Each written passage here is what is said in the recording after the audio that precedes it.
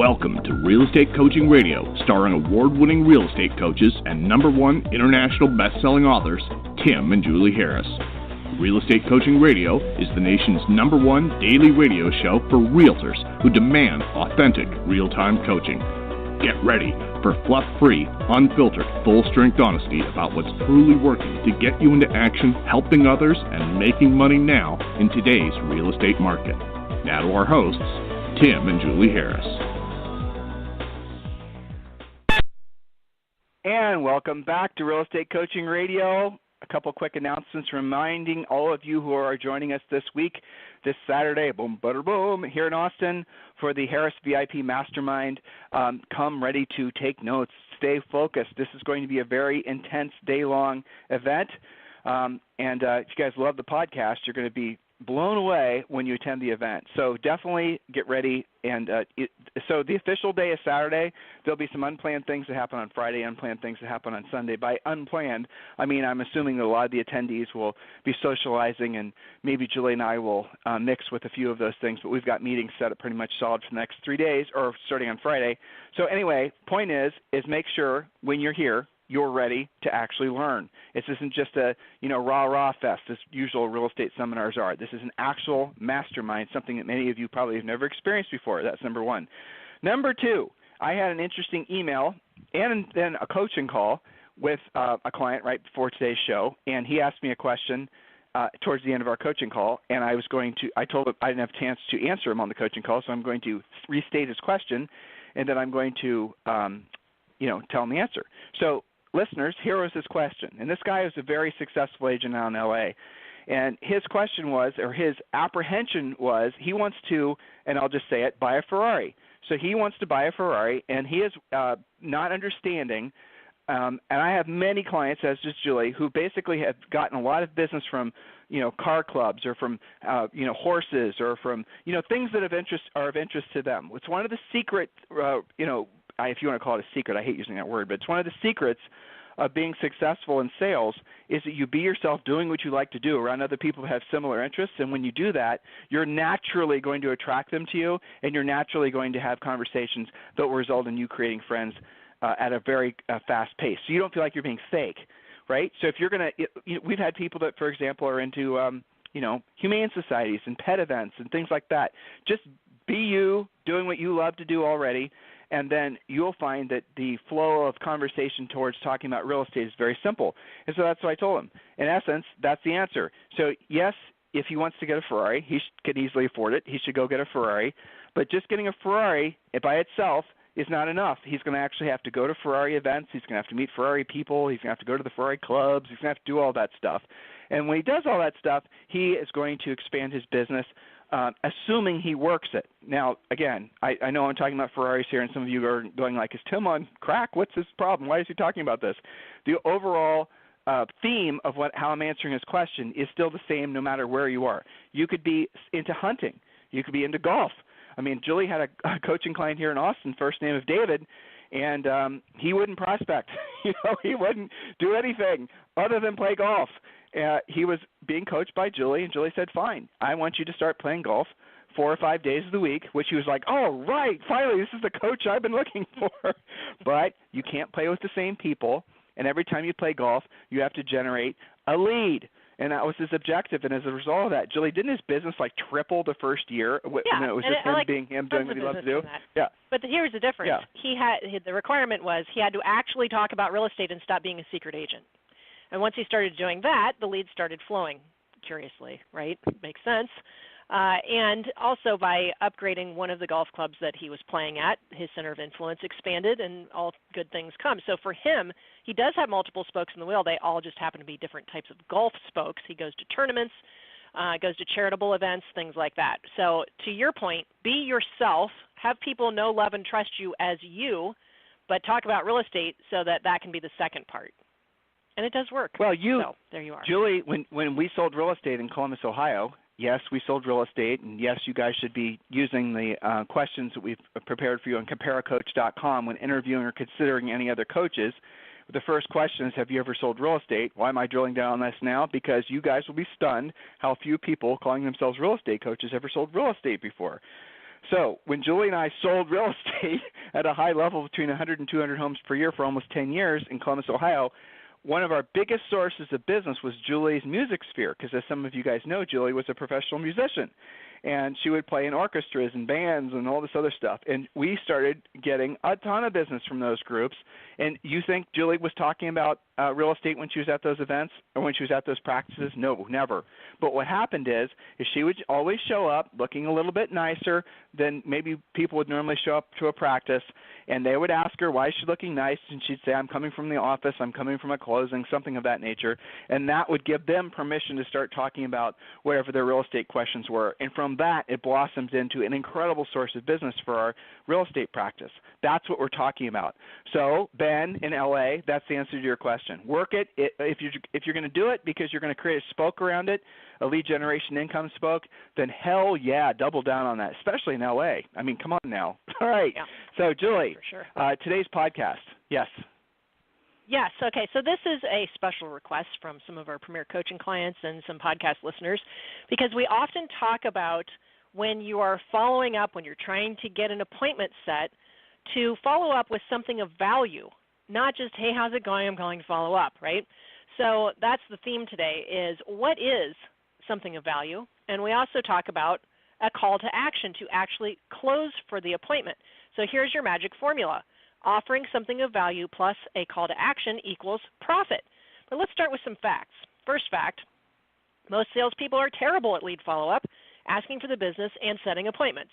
Most salespeople are terrible at this, or at least have fits of terribleness when they get busy, when they get financially scared, they do a worse job. But, generally this is something that needs improvement. Another fact, these are the same things that create profit. Remember that profit is your product, so don't be terrible at this. 44% of salespeople give up after one closing attempt. 80% of sales occur after 5 follow-ups. Well, that's interesting, isn't it? So this means that 44% of agents aren't even putting in 20% of what it takes to create a sale. If you're not getting appointments, it's because you're giving up too fast. Here's the typical agent. Hey, this is Jack with ABC Realty. Just calling to follow up with you about buying here in Austin. Call me back if you're still looking. Or, hi, it was great meeting with you last night. You've got a great home. Let me know if you have any questions about the process. Okay? Do you see how I'm not yet offering anything of value, and I'm certainly not closing for the appointment? Hey, this is Jackie with XYZ Realty. You emailed me about a house here for sale in Rockland. Give me a call back. Now, here's the fact. All of those types of messages are missing something of value. In fact, in Fanatical Prospecting, Jeb Blunt talks about the fact that just following up are 3, what does he call it? He says it's like the 3 words, the kiss of death and follow-up, that you might as well not be calling if you say just following up or just catching up with you, stuff like that. It implies that you are not that serious, okay? So all of the messages as my example is something of value is missing. Why would they call you back if you have little to offer? Why would they do that? Do they even remember who you are, how they know you, or how you got their number? So here's the secret. People buy and sell with agents who have and do the following. Now, this is proven. We know this from, tens of thousands of transactions, calls, prospecting calls, lead follow-up ourselves, not to mention our hundreds of thousands of coaching calls where we know this is the case. And I would say probably that statistic is maybe even a little bit generous, because if 44% of salespeople give up after one closing attempt, how many people didn't even make that first closing attempt? So people buy and sell with agents who have and do the following. Point number 1, this is the practical applicable part. Massive amounts of energy and enthusiasm actually sound like someone you'd want to do business with. So how do you do that? I've got point A, B, and C. Excuse me. Get a mirror in your office. That's point A, a mirror. Do you look enthusiastic? Are you smiling? Are you dressed professionally? Or are you in your sweatpants and flip-flops? Or maybe even your jammies? Okay? Get a mirror in your office. Look like somebody who is setting appointments. B, stand up, walk around, talk with your hands. This helps you get your heart rate up and your mindset positive. Point C, record some of your calls and be introspective. Would you have given you an appointment? So here's another secret. Research shows that people will list or buy with the first agent who responds to them in almost every case. Urgency makes a huge difference. Furiously fast lead follow-up. That's one of our mantras. So I want to hover here, Tim, if you want to add anything to this thought of, people do actually want to be closed when they're motivated. Wouldn't you agree with that? Well, the bottom line is furiously fast lead follow-up wins. There's been a whole bunch of studies that have been done over the years that have shown most sellers, when choosing the listing agent for them, hire the first agent that they meet. I think that's an incredibly important statistic for you guys to remember, because it means that the playing field is more level than you think. It's not the agent who has the best branding or the best marketing or the biggest team or mailed them the most crap to their house or dropped off the most pumpkin pies for whatever this other, you guys get what I'm saying here. It's the first agent that they meet. And so how do most sellers meet agents? Well, obviously, you're going to be talking about some of the fundamental things like open houses and things of that nature, but meeting also means it's whoever calls the lead back the quickest.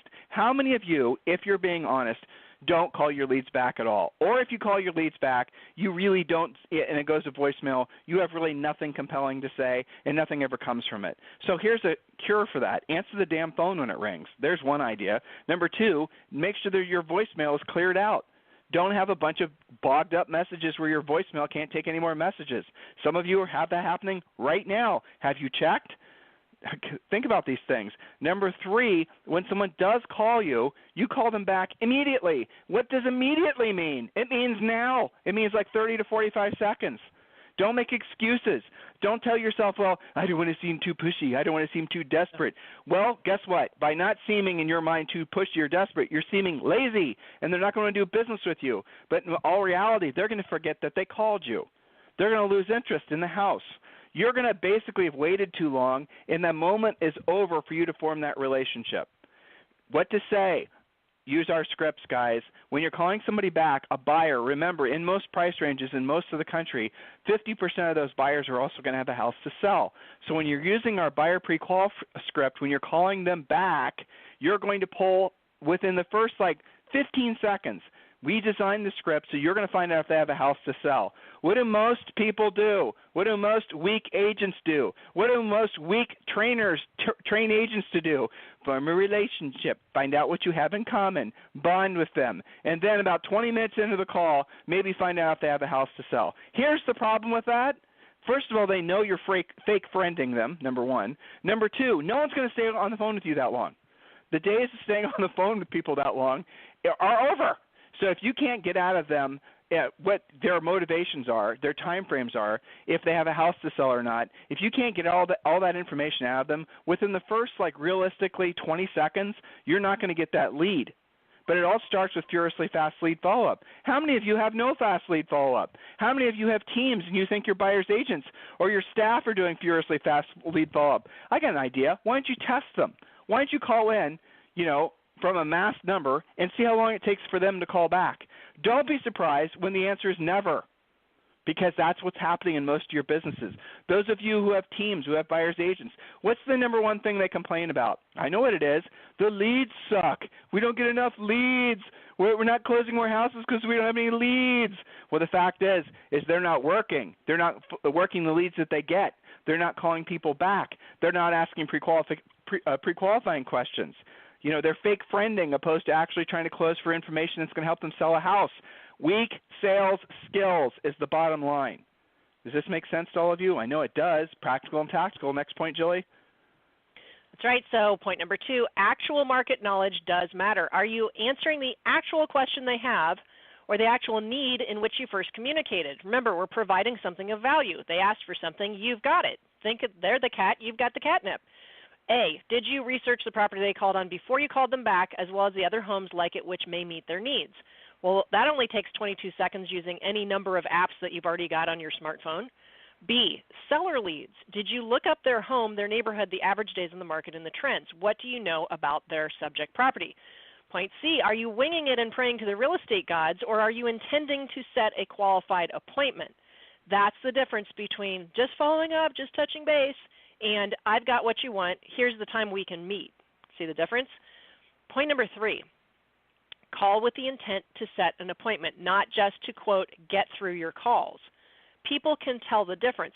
Coaches can tell the difference when you say, well, I made my contacts versus I set appointments. Big difference. Contacts on their own have no value. Appointments are what gives you value. Point number 4, and this is a big one. This will drive some of you guys crazy. Forget mirror and match. Actually listen for content, intention, and need. You don't have to fake listening if you're really listening. I think that's a huge point. Some of you guys spend so much time on something that you learned someplace, 10 years ago that you're supposed to mirror and match and use their exact language and their body language and all these things. And you're so distracted by that you're not actually drilling down and listening to what they need so you can deliver it. Point number 5, always follow up with something of value and a call to action. So I've given you some sample scripts. This is what some of our premier clients and some of our podcast listeners were searching for. How do you actually do that? So for buyers, you said you wanted a 3-bedroom, 2-bath, 2-car garage with a private backyard in the ABC school district and that you didn't want to go over $450,000. Well, I've just previewed 2 homes which absolutely meet your needs. I can't wait for you to see them. Let's go either tomorrow at 4 p.m. or this evening. That way you can be the first to see them. Call me back to let me know which time works best for you. Okay? Versus, hey, call me back if you're interested. Or calling them if you even call 3 days later when those things that meet their criteria are already in contract. So hopefully you can see the difference. With sellers, I can't wait to meet you and see your home so I can help you get it sold by the time your new home awaits you. You said that should be in about 90 days, so I'm excited to get to work for you so you won't have the stress of 2 homes. I'll see you Saturday morning. Make sure you check out the packet of information I sent before we meet and call me if you have any questions at all. See you Saturday. Versus not calling to confirm at all, not closing at all, not using a pre-listing package.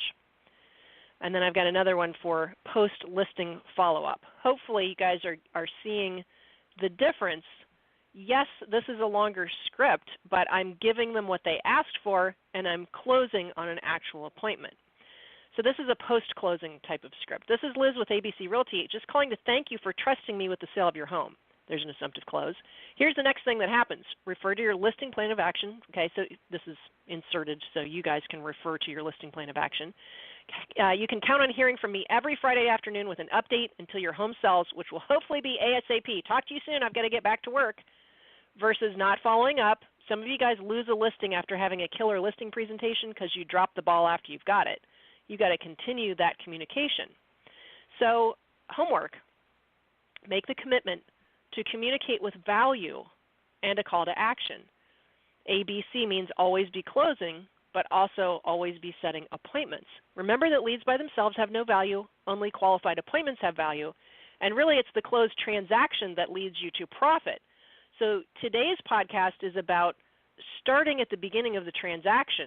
The better you get at the follow-up, something of value and a call to action, ultimately that tightens the gap between your own closings. So the better you get at the follow-up, the more closings you'll have with better frequency because you are affecting that lifeline of business, if you will, the time frame it takes from lead to closing. Does that make sense, Tim? I don't know if I'm explaining that right. It does. No, it's Youre. So, but here's the thing also to consider. We get a lot of questions about electronic lead follow-up. And we get a lot of questions about CRMs and databases and drip campaigns, and we get a lot of that type of thing.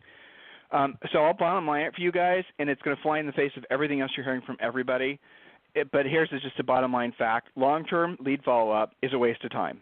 Not 100% waste of time, but waste of time in such an extent that it's really not even worth doing. Okay? I know I'm flying in the face of virtually everything that everyone's been taught in the past 11 or 12 years. But statistically, when anybody studied this, they found what I said is true. Your best prospects are the ones that are calling you right now that you're sending to your voicemail. What a lot of you guys have done is you've made a critical, huge mistake in your business, in your lead follow-up plan, your philosophy of doing business, that you think that you drop somebody in a long-term lead follow-up bucket where you're going to drip on them and you're going to do all these other things, that they're somehow miraculously going to raise their hand 6 months, 7 months. And maybe you've got 1 or 2 examples where that's actually played out, and you're hanging your hat on those 1 or 2 examples. But what has been the cost? Literal financial costs, but also the opportunity cost of throwing your leads in a long-term lead follow-up bucket. What many of you do when you have systems like that, which pretty much all of you do, is that you stop doing the immediate urgent lead follow-up. Okay? You don't do the furiously fast lead follow-up because you're just going to wait on your electronic system to do the real work for you. See how insane that is? That means you are literally blowing off all the best leads that come in. They call you, you answer the damn phone. Don't delegate it. In anybody's business, the last thing you delegate, last two things you delegate, and frankly, I don't even prescribe anyone delegates listing appointments. And you shouldn't delegate your lead follow-up either. Essentially pre-qualifying new leads. Never delegate those two things. Do it yourself. You will never find anybody that's consistent enough that is good enough as you. If you're not consistent and you're not good at it, get better at it, but you're not going to hire someone that's going to ever be as good as you. There are companies out there, and I find this hilarious, who are literally making it so you guys funnel your leads to them. They call the leads back, they pre-qualify, they send the leads back to you, pre-qualified, and charge you a referral fee for the leads you generated. There are companies that do that. That is so stupid to me that it's not. I can't even wrap my mind around that. Because why? Think how horrible the net is on that deal, right? Assuming it even gets converted to business at all, right? So you paid for the lead in the first place. Then you're going to pay for somebody to convert it for you? Really? Are you next going to pay for somebody else to do your CMA? And somebody else to go on the appointment? That way you can net a negative number? I don't know. What you guys think is you guys actually have believed that your time is worth more than it actually is. You actually believe that what you're supposed to do in real estate is delegate everything. You actually believe that. You've been sold a bunch of bullshit. The reality of it is if you want to run a profitable business, you do not have a big team. Big teams do not generate big profit. They might generate big revenue, but not big profit, number one. Number two, long-term lead follow-up doesn't work. Urgent lead follow-up works. Putting people in JIP campaigns, if you want to do it, go for it. Just don't expect anything to come from it. Here's our lead follow-up rule. You don't need a 7-7 plan or a 27-2 plan or all these other overly analytical, ridiculous, stupid plans. Here's your lead follow-up rule. When you get a lead, especially a listing lead, because we focus on listings, when you get a listing lead, you follow up with them until one of two things happens. They list with you or somebody else, or they file a restraining order against you. That's your lead follow-up rule. There's not, I'm going to call them 3 times, and I'm going to text them 2 times, and I'm going to start mailing them, and I'm going to put in my long-term lead follow-up plan. Guys, that's not how to think. That's crazy. I don't even understand why any of you would even remotely think that was a smart way to run your business. That buyer or that seller is going to be a customer of an agent who basically called them back right away or answered the phone in the first place. Julie and I can literally remember some of our largest real estate commission checks came from Julie or I, even when we had staff in our real estate, because we did have a real estate team. Even when we did have a real estate team, the most profitable transactions came from us doing the lead follow-up ourselves and not delegating it. And it was miraculous. Sure enough, the leads didn't suck. The buyer's agents were just being lazy. How about that? They just weren't following the script. They weren't calling people back on time. You can't fight against human nature.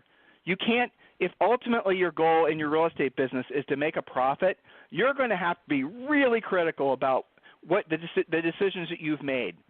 And you got to realize that the path you followed with regards to some of these, I'm speaking to the broader audience here, these big teams, they're not going to survive the change in the economy. The expansion teams, give me a break.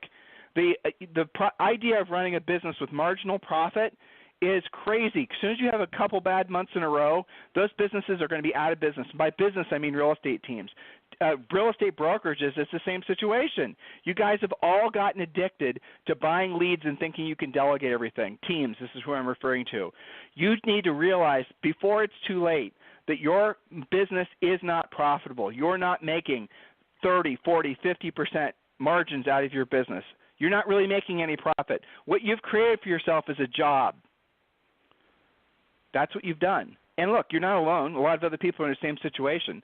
We've had, you guys listen to our past podcast interviews. We've had some people who have literally had the biggest teams in the country saying that forming a team was the biggest mistake they ever made.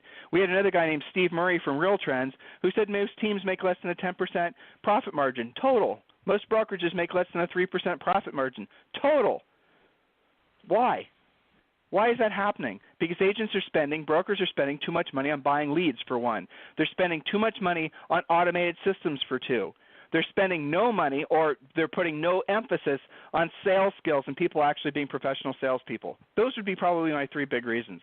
So what you need to do is pivot your business and your mindset towards focusing all your best energies every day on figuring out where your real estate magic number is and being a listing agent. And when you do that, you don't need a big army of staff. You guys can manage. You'll be stunned. You could easily manage 50, 60, 75 listings at all times with probably no more than 3 full-time staff people. Probably 2.5. Easily. Because when you work listings, it's a professional relationship. When you work listings, it's mental labor, as Julie says, and not physical labor. You get your nights and weekends back. Everything at that point can be made into a system. The other way you guys are doing business now, why are agents doing business that way? Why are teams doing business that way? It's because they want to brag about having done more transactions. They're not getting rich from doing it. They're not producing any profit from doing it. They're just running numbers through. That's what that's what the whole team model is all about.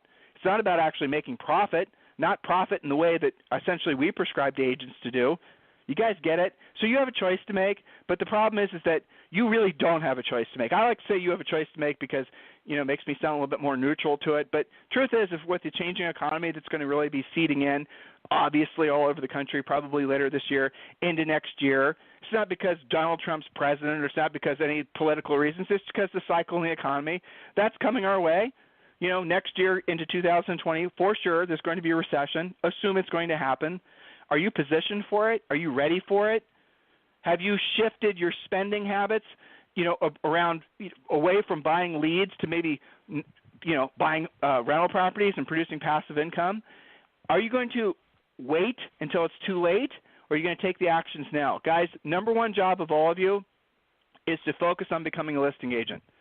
The listing opportunities are going to be abundant. The number of agents that know how to get the listing sold in a changing market, let alone a buyer's market, are going to be scarce. That's the opportunity for all of you. I hope you're paying attention to that. Brokers, if you're basically have an office full of agents who are buying leads from Zillow and Realtor.com, if you're maybe buying leads for your agents, you better wake up before it's too late. Be honest with yourself. Look at your P&L. Look what's happened to your profit margins. You're not making any profit, are you? Why are you continuing to do it? You think things are going to get better? You know they're not. It's because you don't know what to do. You don't know the next move to make. Here's what I want you to consider doing. Email me directly if you want some help. And I'll tell you guys exactly what to do and how to do it, as we are literally countless other brokers and teams and all the rest of it. Tim at timandjulieharris.com or Julie at timandjulieharris.com. And agents, if you guys want a free coaching call, just go to freecoachingcallsforagents.com, freecoachingcallsforagents.com. Have a fantastic day, guys. We'll talk with you on the show tomorrow. And for those of you who are coming to our event, we're looking forward to seeing you. Remember, it starts officially on Saturday. So we'll talk with you then. Thanks. This program has been a presentation by Tim and Julie Harris, Real Estate Coaching. For more information on our real estate coaching and training programs, visit our website at timandjulieharris.com. Remember to tune in weekdays at noon for upcoming shows, and until next time, thank you for listening to Real Estate Coaching Radio with Tim and Julie Harris.